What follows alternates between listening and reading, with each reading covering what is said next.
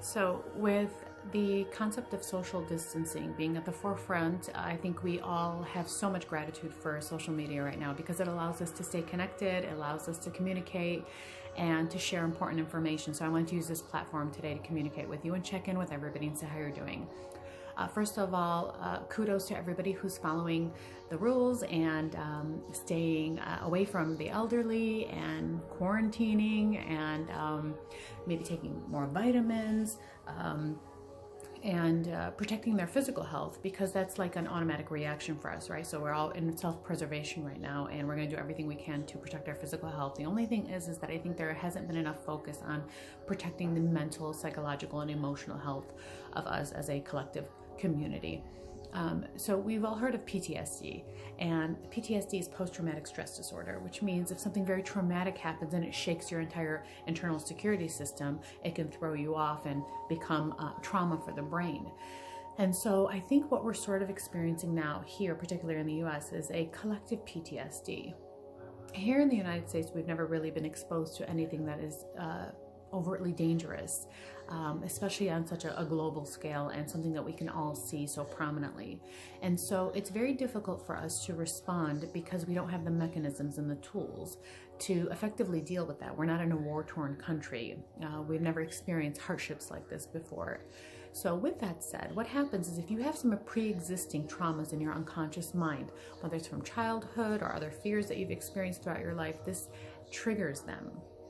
And so what I need everybody to understand is that it's highly, highly critical, not just for your mental, emotional health, for you to remain calm and optimistic, but also for your physical health. And the reason being is that I want you to think of the body as a system in which the mind is the government, and then the cells of your body are the citizens. And so what happens is that the human mind sends the information from the beliefs into the nervous system, and the nervous system then manifests and produces whatever it is that the government says, right? Just like any other system. So what happens is that if you are thinking a fear-based thought, if you are worried about death and virus and disease and illness, and you're frequently thinking in that vibrational mindset, you are essentially negatively hypnotizing yourself. The more you think a thought and you attach it to an emotion, it codes into the brain. So each time you think a thought that's heightened with an emotion, it codes into the brain. It goes into your file cabinet. Your file cabinet is your subconscious mind, and then the information from your subconscious generates into your nervous system and sends out to your cells. Your cells will manifest the very things that you're thinking about. Understand the power of that.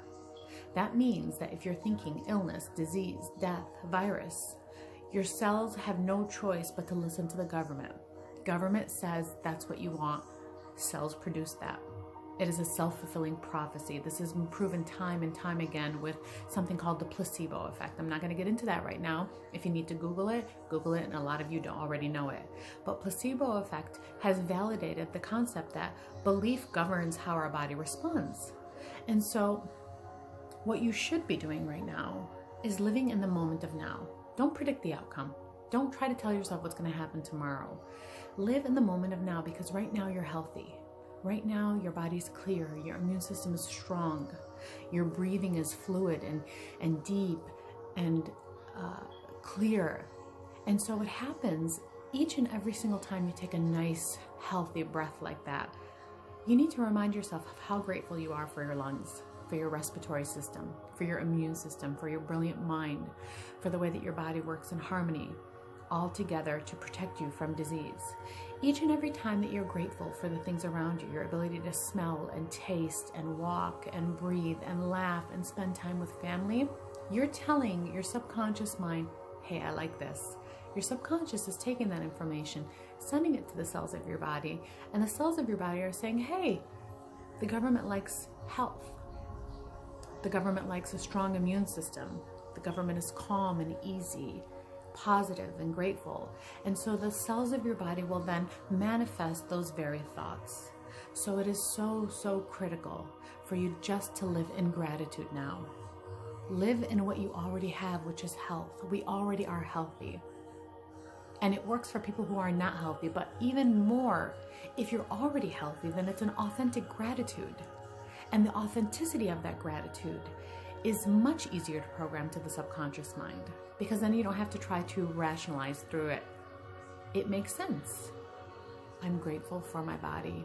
I'm grateful for my health. I'm grateful for the machine that works beautifully to protect me every single day.